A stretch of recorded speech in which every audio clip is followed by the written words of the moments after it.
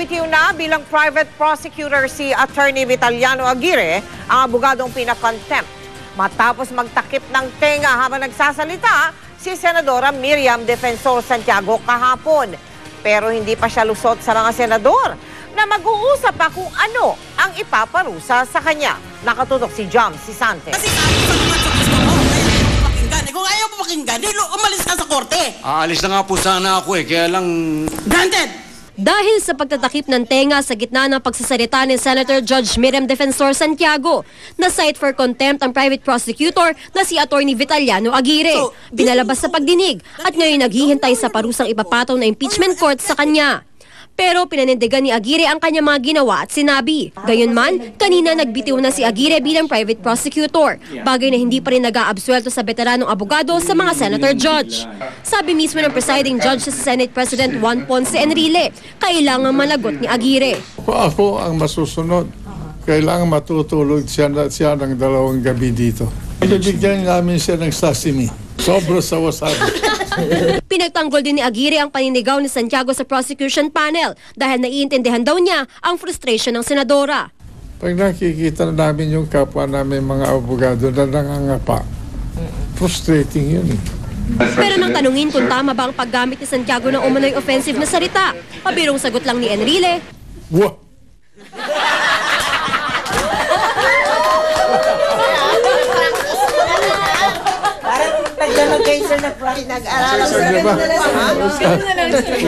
May part 1 at part 2. Pagkatapos ng paglitis kahapon, nanindigan sa Santiago na normal lang sa isang hukom na sermon ng mga abogado sa isang paglilitis. I think he just has a mental disorder because, you know, a lawyer will never aggravate the judge. Pwedeng gawin mong lahat na gusto mong gawin para manalo ka, pero kailanman huwag mong pagalitin ng judge mo. Sabi ni Senador Serge Osmeña, nakakalungkot na kailangan pa umabot sa puntong paparusahan si Aguirre, pero hindi raw yun maiiwasan dahil nga sa ginawa ng abogado. I'm sure he personally feels he was just justified in behaving the way he did, but it was more an emotional rather than an intellectual exercise, and the court, as a court, could not avoid citing him for contempt. Biro ni Osmeña nang tanungin ko anong dapat na parusa para kay Aguirre. Tama yung suggestion ni Alan Peter that he must listen to the speeches of Miriam for 24 hours. There you go, sir. Sabi naman ng isang senador, that's cruel and unusual punishment na. And that's not allowed under the Constitution. Ayon naman kay Senator Santiago, payag siya sa mungkahi ng kapwa senador na ikulong sa Senado si Aguirre at iparinig dito 24 oras sa mga speech ng senadora sa impeachment trial. Hindi rin daw magbabago ang pakikitungo niya sa mga abogado, prosecution man o depensa dahil sa ginawa ni Aguirre. Inihalon tulad pa niya ang sarili niya kay dating British Prime Minister Margaret Thatcher. Bata lang siya, binabastos din siya ng ibang mga lalaking parliamentarians dahil nga masyadong shrill or whatever is the term in Tagalog, ang boses niya. Ganon na ganon ang sinabi laban sa akin kahapon. Margaret Thatcher said, listen to what I have to say, not on how I am saying it. Kaya ganon din ang sagot ko. Pag-uusapan ng mga senador sa isang caucus sa Martes kung anong parusa ang ipapataw kay Aguirre. Jam Sisante, nakatutok, 24 oras. Samantala, nagsosorry na si Atty. Vitaliano Aguirre kay Senadora Miriam Defensor Santiago, pero wala raw siyang babaguhin sa kanyang nagawa. Gusto lang daw niyang maiwasto ang pagtrato sa prosecution. Nakatutok si Sherian Torres. In my entire career as an RTC judge, malakas ang ebidensya namin kasi 8 ang krimen niya. Good grief! That is contempt of court. A private member of the prosecution panel is hereby cited for contempt. Ni sa hinagap di raw naisip ni Atty. Vitaliano Aguirre II na mangyayari ito kahapon sa impeachment trial. Nagtakip lang daw siya ng tenga para raw di marinig ang masasakit na salita ni Senadora Miriam Santiago na halos araw-araw daw nilang minimeryenda. Kahit pa na-cite for contempt, wala raw pagsisisi si Aguirre. I know that I did a little wrong in doing that, and I admit that. But sometimes you have to commit some mistakes or a little wrong, o kaya naman just to get your message across. Hindi ko maaaring planuhin yun. Alam mo kung bakit? Kasi I'm not scheduled to go to the podium or to act as to present a witness or to assist the witness. Kasi nandun lang ako to assist Attorney Mamaril. Attorney Mamaril, yan ang kasama namin under Kong Dasa. Alam daw ni Aguirre na posibleng mapansin at maparusahan siya ng mga senator judge sa ginawa niya. Pero kailangan daw niya umaksyon para maitama ang trato sa prosecution panel. Kasi ang pag-berate naman niya sa prosecution lang eh. I never heard her berate the defense. I just want to give a message to the other members of the impeachment court that somebody has to give a message to her na to tone down. Handa raw si Aguirre ang tanggapin ang parusa na inaasahan daw niyang di naman magiging ganun kabigat. Kinausap na raw ni Aguirre si Deputy Speaker at Prosecutor Raul Daza para magsabing magbibitiw na siya bilang private prosecutor. Bagamat malaki raw ang panghihinayang niya dahil gusto pa naman sana niyang ma-cross-examine ang mga ihaharap na testigo ng depensa. Ngayong hapon, gumawa na si Aguirre ng 2 sulat. Una, ang liham ng pagbibitiw sa prosecution panel. At ikalawa, ang pagpapaliwanag at pagsusori sa impeachment court na ipapadala na lang daw niya roon dahil banned na siya sa Senado. I could be a liability now to the prosecution rather than an asset.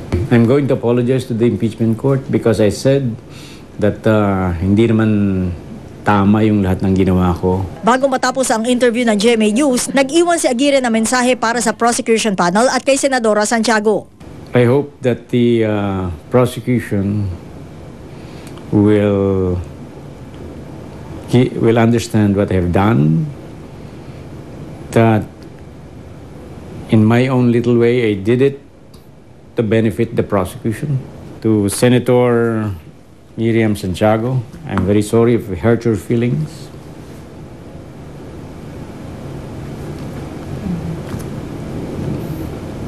That's all.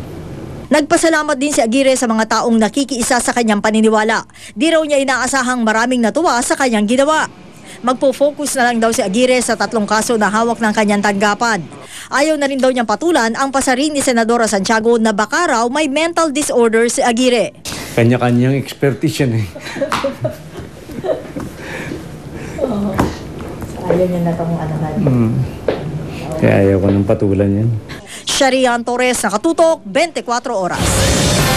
Inililibot ngayon sa mga simbahan sa Batangas ang banal na alaala o relic ni St. Clare of Assisi. Tumagsa ang mga deboto doon para mahaplos o mahalikan man lang ang kahon na kinalalagyan ng naturang relic. Mula sa Lipa City, Nakatutok Live, si Susan Enriquez. Mel, nandito na sa Clarisas Capuchinas Sacramentaria sa Lipa City, Batangas, ang relic ni St. Clare of Assisi o mas kilala sa tawag na Santa Clara. Mag-aalas 5 ng hapon nang dalhin dito ang relic ng santo na nakalagay sa isang wooden box. Naunang dinala ang relic sa San Sebastian Cathedral kaninang umaga kung saan sinalubog ito ng libu-libong deboto. Sa loob ng simbahan, hindi magkamayaw ang mga deboto. May mga humalik at nagpahid ng panyo sa wooden box kung saan nakalagay ang relic. Naniniwala ang mga deboto ni St. Clare na nakapagpapagaling ito ng mga may sakit. Sa pagdating ng relic ay isang misa ang ginanap sa pangunguna ni Lipa Archbishop Ramon Arguelles. Sa homily ay nanawagan si Archbishop Arguelles na tularan ang mabubuting gawa ni St. Clare pati na ang pagiging simple para mapalapit sa Diyos. Abot-abot naman ang tuwa at pasalamat ng mga madre sa pagkakadala ng relic ni St. Clare sa kanilang monasteryo. I'm really touched. No ibang thinking na we didn't know that St. Clare have touched many lives. Parang hindi siya magkaroon ng anak na ilang buwan na silang kasal, ay di nagpamisa uli kami dito buwan-buwan. Awa ng Diyos naman ngayon ay mga 5 months na siyang pregnant. Marami siyang natutulungan sa grasyang pinagkakaloob niya. Sa mga may sakit, sa mga lahat na problema. Si Santa Clara ay madre sa bayan ng Assisi sa Italia noong 13th century. Kabilang siya sa mga unang tagasunod ng kapwa santong si Francis of Assisi. Itinatag niya ang Order of Poor Ladies na nakabatay sa mga turo ni St. Francis of Assisi. Kinilala siya bilang patron ng telebisyon. Pero bukod dyan, sa kanya rin humihiling ng intercession para sa magandang panahon. Pinaniniwala ang mapagbibigyan ng hiling para sa magandang panahon kapag nag-alay ng itlog sa simbahang nakapangalan sa kanya. Pero pinakakilala siya marahil dahil sa pista ng Ubando na dinadagsa taon-taon ng mga mag-asawang gustong magkaanak. Ang mga mag-asawa sumasayaw sa kalsada para raw hilingin ang tulong ni Santa Clara. Sa mga oras na patuloy ang pagdating ng mga deboto ni St. Clair of Assisi at sila humahalik at nagdarasal dito sa kanyang relic. At dito magpapalipas ng gabi ang relic ni St. Clair at bukas ng alas 6 ng umaga ay magkakaroon ng concelebrated mass bago ito dalhin sa Santa Clara Parish Church sa Santo Tomas, Batangas sa ganap na alas 2 ng hapon. Mel? Saan wala bang planong dalhin yan dito sa Metro Manila? At saka ano yung relic na nandoon? Saan?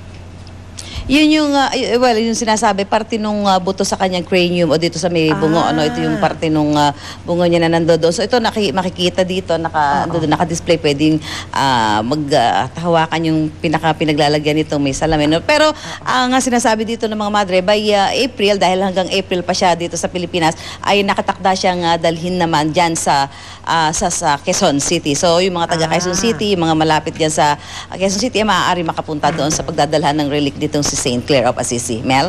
Maraming salamat sa iyo, Susan Enriquez. Susunod, ngayong summer na at lalo pa raw iinit, maging iwas sakit. Pagbabawal ng pagdura sa kung saan-saan, gusto ng isabatas. At ang panawagan ng isang batang parating kinukutya dahil sa kanyang mga bukol sa pagitan ng mga mata. Tutukan lahat ng yan dito sa 24 oras. Para ang gising ay maging